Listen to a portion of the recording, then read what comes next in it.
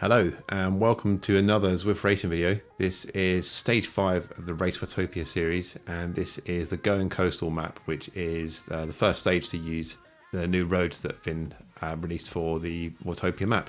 I'm racing this with a friend of mine called Steve Jukes, who I've raced probably about 10 times in the past with now.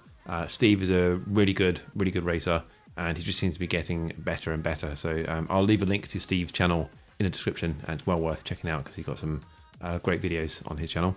Steve and I spoke briefly on the companion app just before the start of the race, and we both said we'd just be doing our own thing, doing our own race. But he did mention that when it gets to about a kilometre out or so, he was going to make an attack and then kind of dial it back a bit and see if that made people make an attack themselves and kind of follow his move, and then he would sit on their wheel before doing his kind of proper sprint for the finish. So as the rest of the course was really flat and not much was happening, I've just skipped ahead to that part of the race, just to the business end, so you can see how that went down.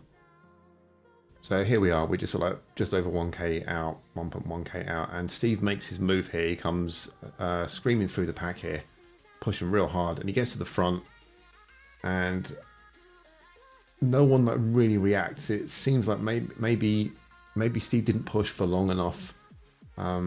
Maybe he should have pushed a few seconds more, but people don't kind of quite seem to follow him and think he's going long. So yeah, it didn't kind of quite work out like as best it could.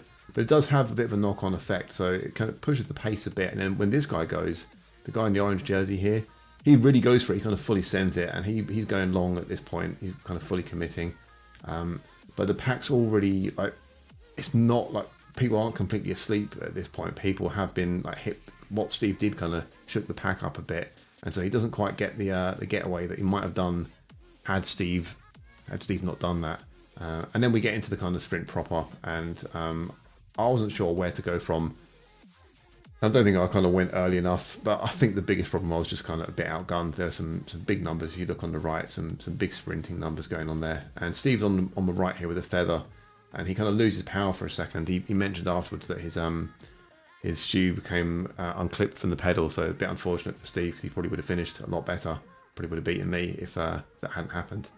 But 6th place in the end, so not a terrible finish. It's good to get top 10 always.